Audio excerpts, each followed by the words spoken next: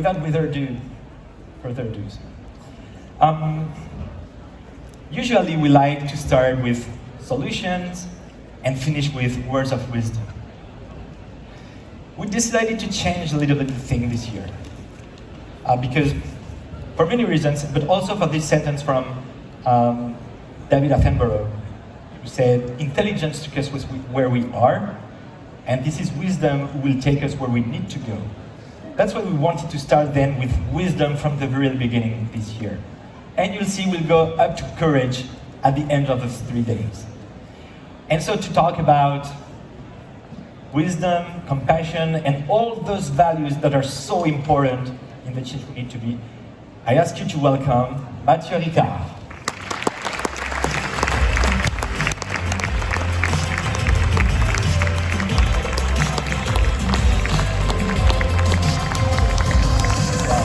Welcome to Change Now.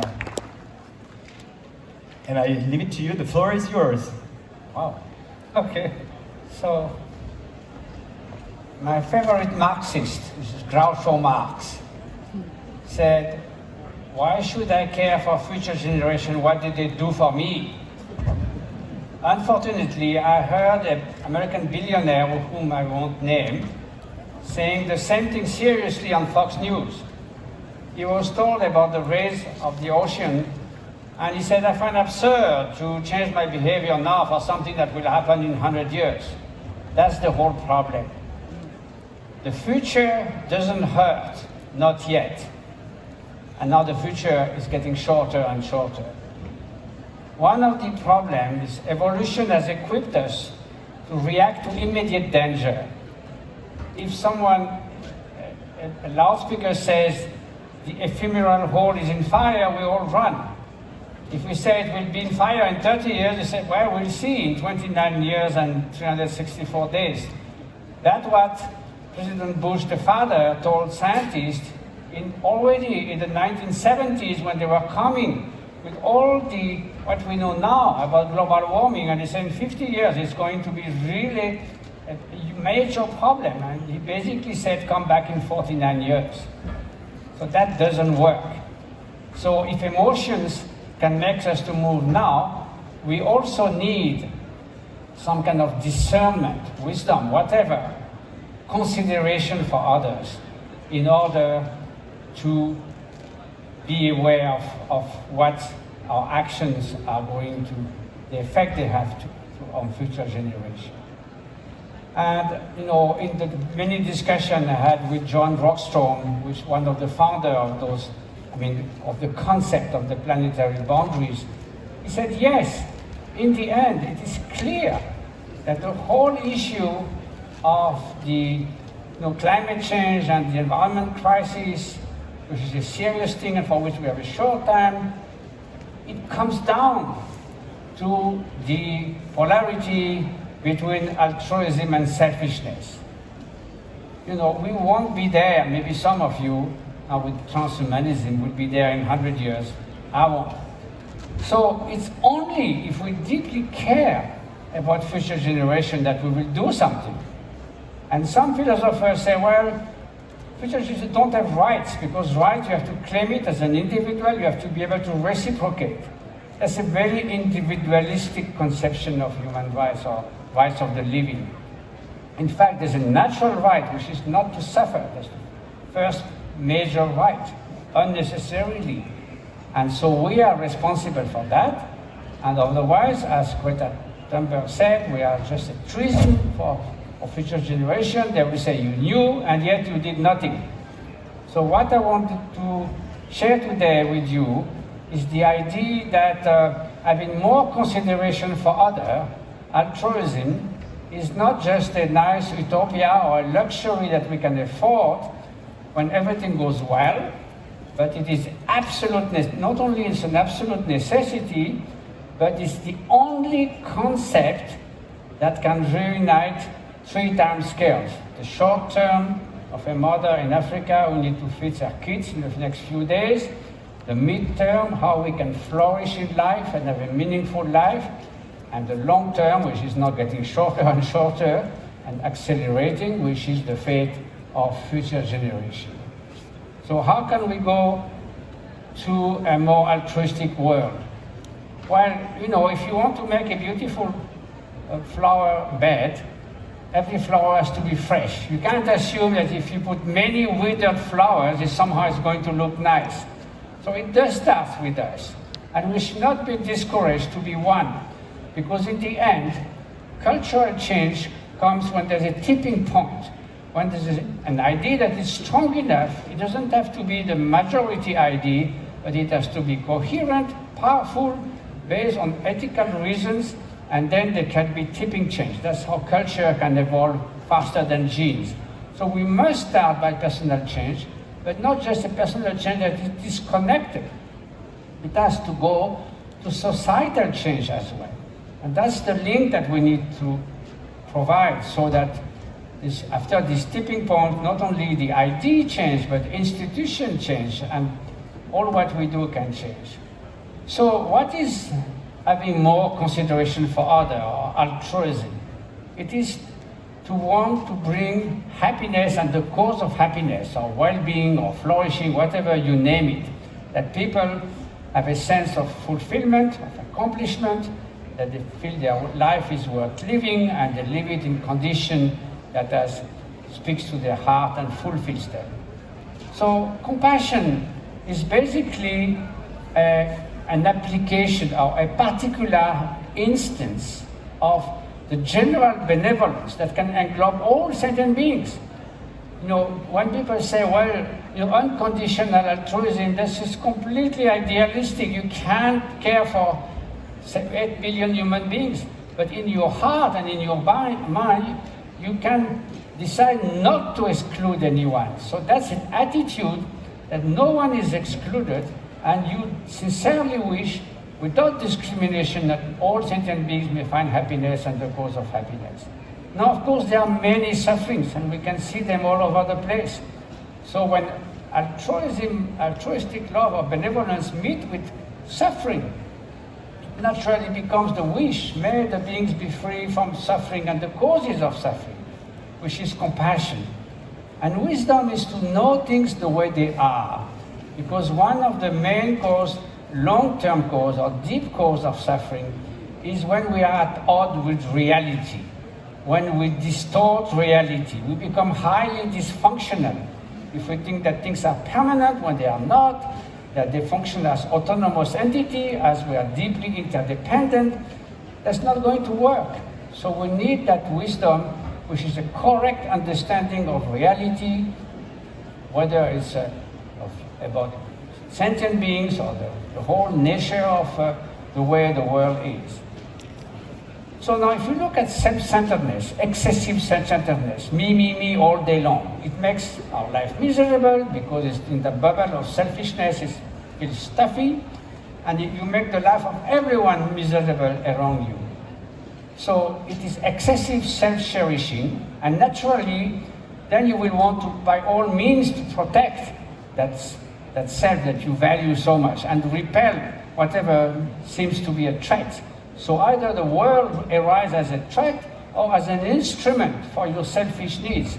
And remember that the Homo economicus is supposed to maximize personal preference and interest. That's the kind of definition. So that leads to very strong attraction and repulsion. Well, now we lost it. To bring it back would be great. Okay, good. So, and that leads to exacerbate as compulsive desire and hatred and so forth. So, in the end, it is suffering. So you see, suffering actually is rooted in that sort of ignorance and polarization on the self. So, well, if you go to move from that to consideration for others, altruism, first of all, we know that the most rewarding sort of state of mind we can have is when we are spontaneously generous without sort of strings attached or self-interest, an act of pure love, when we embrace a maximum of others in our heart. These are the most rewarding moments. So it's not the goal is just to make you feel good. It's simply that obviously this is the best way to accomplish the good of others, but it happens also as a bonus. That's also the best way to flourish yourself. So it's a win-win situation. On the other hand, selfishness is a lose-lose situation. Again, you make your life miserable and make everyone miserable. So understanding interdependence is crucial foundation for altruism and compassion. Because if we go deep within, you find out that nobody wakes up in the morning thinking, may I suffer the whole day and if possible my whole life. We have some aspiration to see a light at the end of the tunnel, to flourish in life. And even we are confused, even we do just the opposite, even we are addicted to the cause of suffering. We would rather be free from them. So it doesn't take rocket science to transport yourself in other people's mind and say, yes, they may be confused, but basically they would not want to suffer. So this shows our common humanity, our common sentience with other sentient beings, and that shows the interdependence of everything, both at the physical level, at the biological level. So this is a 2,000 years old concept in Buddhism. Now some philosophers are rediscovering now, which is great. And then it's also the most pragmatic answer. Because if you want to put around the table people who care of extreme poverty, who wants to relieve famines and suffering and conflicts now, together with policymakers, entrepreneurs, and social workers who try to improve in society the level of inequality and social justice and better policies and so forth over 10, 15, 20 years. Or, a generation, a lifetime, how you want yourself to flourish in life. That's the midterm. Then the long term is the fate of many, many generations to come.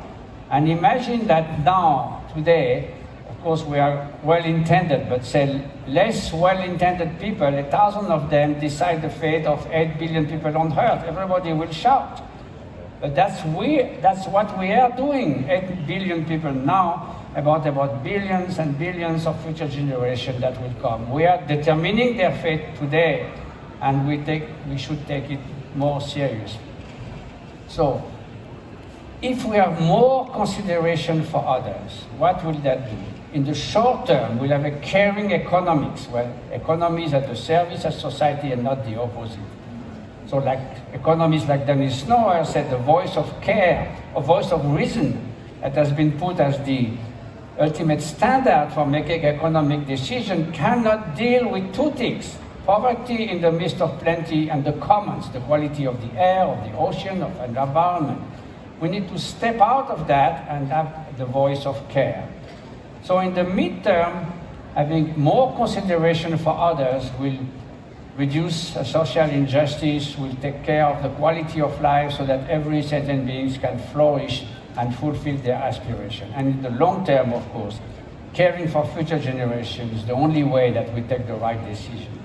So you see, it becomes a very pragmatic concept to reunite all these people who want a better world.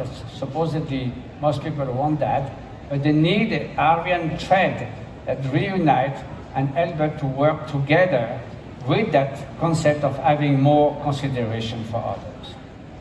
But again, it starts with our mind, because from morning till evening, we are dealing with our mind. It is our mind that translates outer condition either in misery or in flourishing.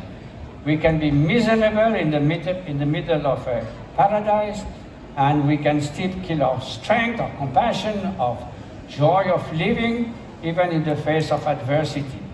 So our mind can be our best friend, like men and women of wisdom, like my teacher, Confe here.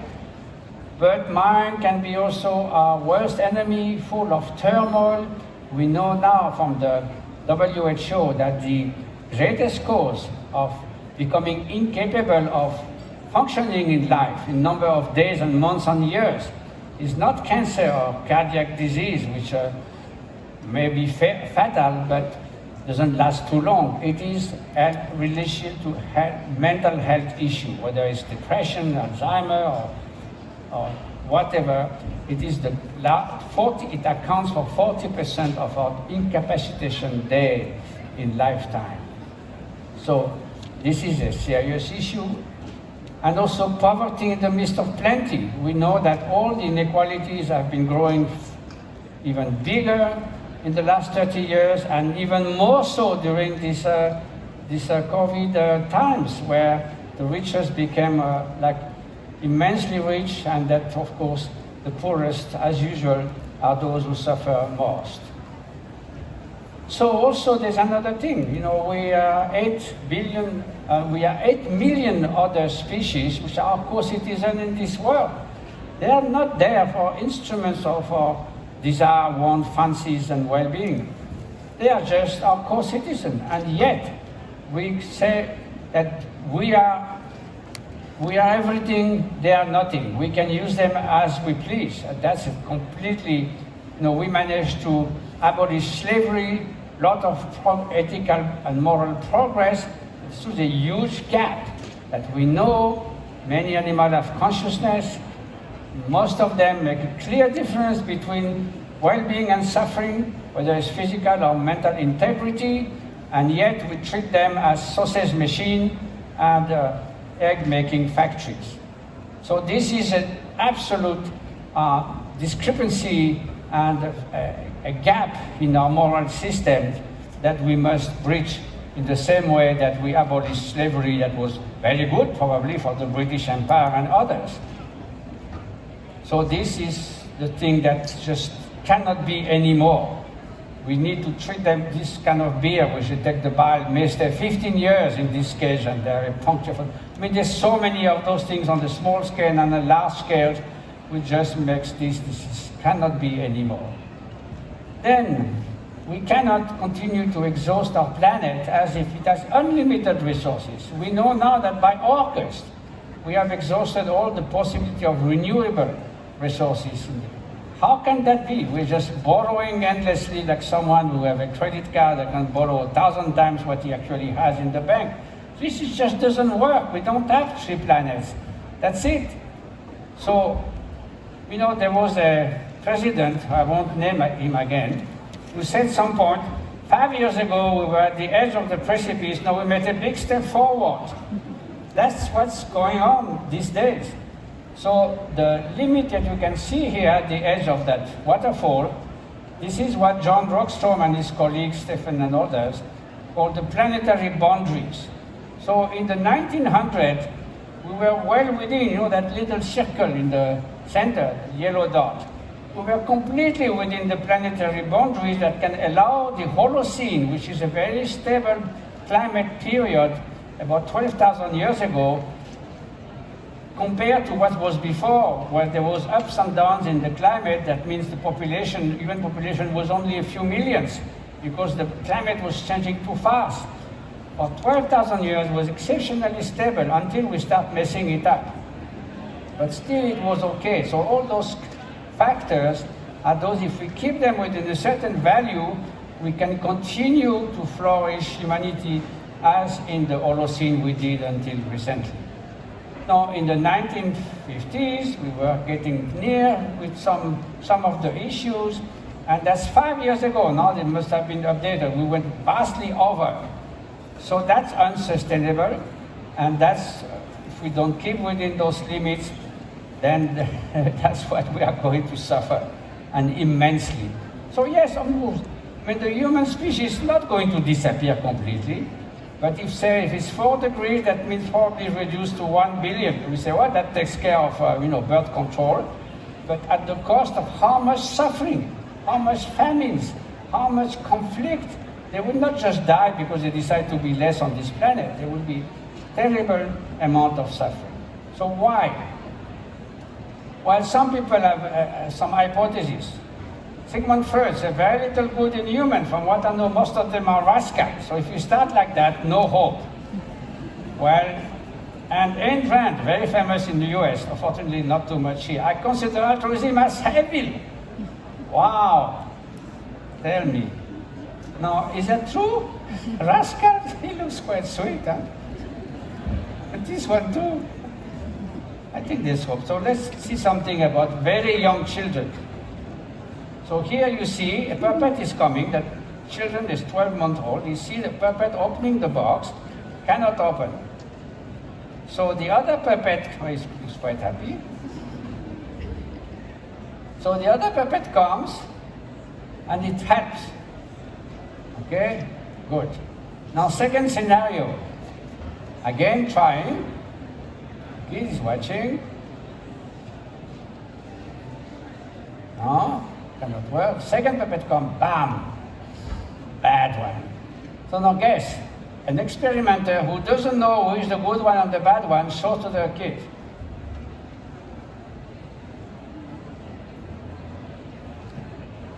Okay, 90% take the nice one.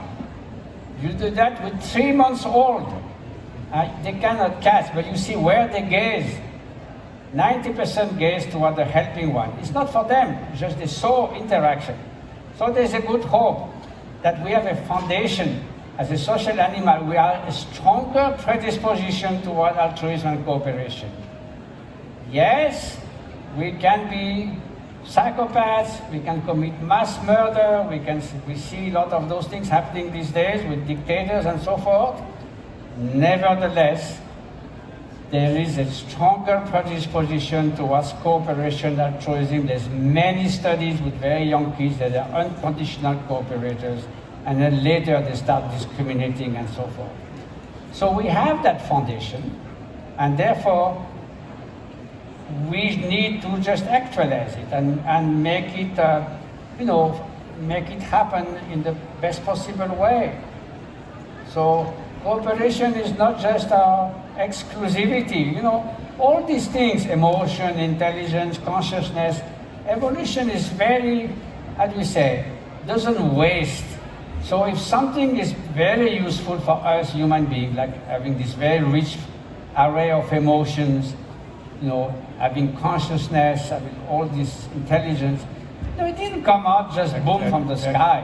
Thank you. It's we are bound to find it in many other species to different degrees, oriented toward different qualities. Some birds can fly from Alaska to New Zealand non-stop over 14,000 kilometers looking at the stars. We can't do that. We do other things. We write symphonies and beautiful literature. So everyone has the skill needed to survive. So that's need to be respected. So in fact, Hannah Arendt spoke of the banality of evil about Adolf Eichmann. We could speak of the banality of goodness that we don't see. Look here, we are quite okay together, and no one is going to congratulate. You're not going to congratulate yourself that there was a big fight or nobody robbed or killed someone. It's normal, but because it is the default mode, we don't pay attention to it. We pay attention to something that is dangerous, that is threatening. If there's an explosion, if someone starts shouting, so why? What happened? Because we need to pay attention to something that is potentially dangerous. The media will report if there was someone attack an old lady in the street, but if 100 people help elderly, it's not make the news, so we forget about cooperation. So like people getting together. It is start from the hunter-gatherers. They were highly cooperative societies. Without that, they would not survive. And again, it's not only the privilege of human beings. There's cooperation everywhere. Of course, there's a struggle for life. Winners and losers. But struggle for life, we can struggle together, not against each other. And that's happened all the time, from the unsung heroes of compassion to heroic acts. This is somehow, we have the potential for that. And not only us. This guy is pretty concerned with his friend.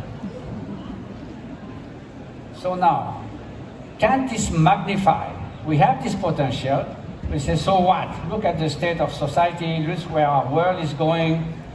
So we have this potential, but like everything, we were not born learning how to read and write. We were not born how to play chess, to play badminton, to do all these things.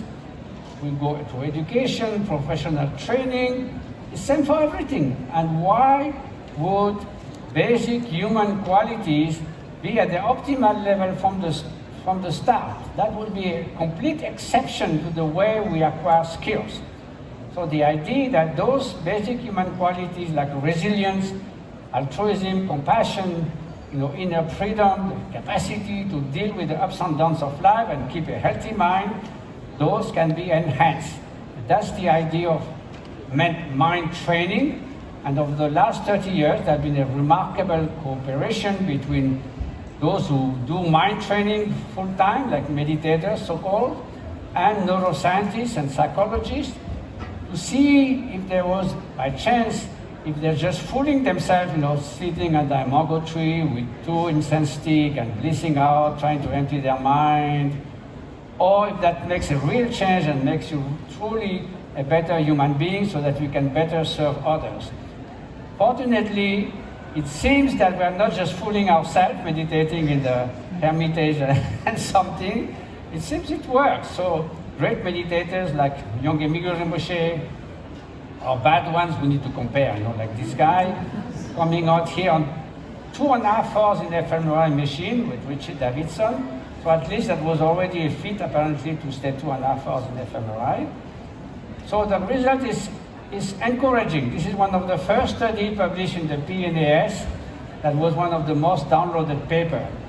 So you see down there is these 2 lines that are together.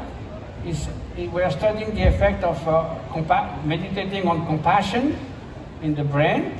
So the novice, when they are at rest and when they engage in compassion, there's the down one, you see no difference. Now the long-term meditators who have done between 10 to 50,000 hours of meditation, just to let you know, 10,000 hours is what a pianist concert has trained before his first or her first concert.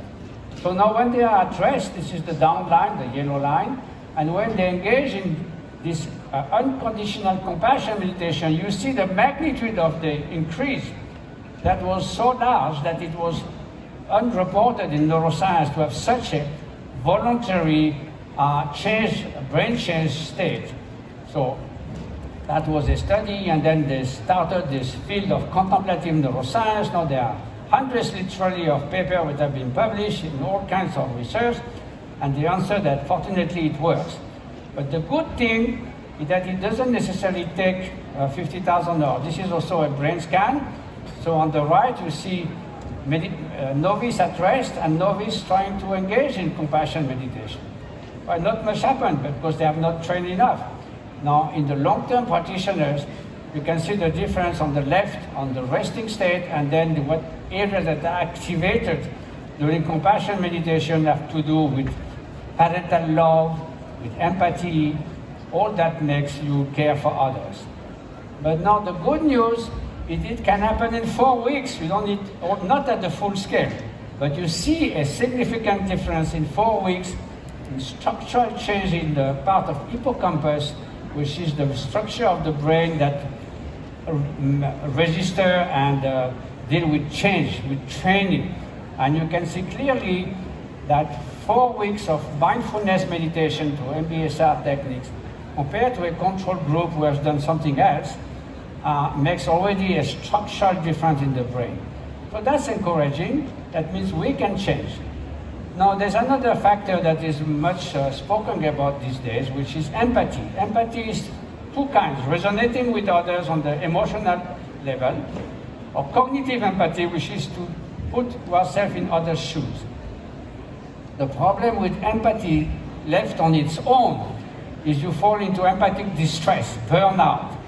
So the research which I participated with Tanya Singer at Leipzig shows that compassion, in fact, is a very warm-hearted, courageous feeling that is directed to others, and it is the remedy, the antidote to burnout, because excessive empathy is directed toward yourself, and the more you resonate with suffering, the more you start feeling as a burden.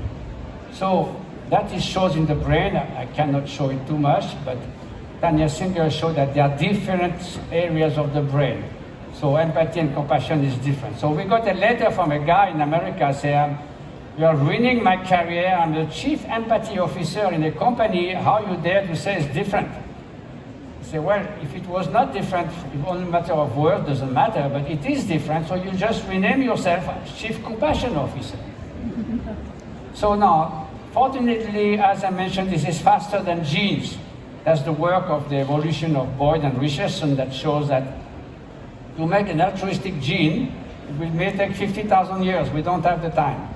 But cultural change can change over a generation. So we can have a more altruistic society if we change, if you change, if your children change. And then we need caring mindfulness. Mindfulness is great, but you need to embed it with the absolute notion of compassion and care. And then you get two for the price of one anyway. And then education is so important. Again, it's just, as Aristophanes said, it's not just filling a vase, it's lighting a flame. And that's what we are doing here with Change Now. So thank you so much. And sustainable harmony, I invented that concept. Sustainable development is a bit suspicious because development always we think it's like a more and more of something quantitative. Harmony is a qualitative change. You can do better with less, and the best mantra for that is I did nothing, and you say that 10 times, you feel so good. So simplify, simplify, simplify. That was the word of David Henry Thoreau. Simplify your talk, simplify your speech, not useless blah blah like I do.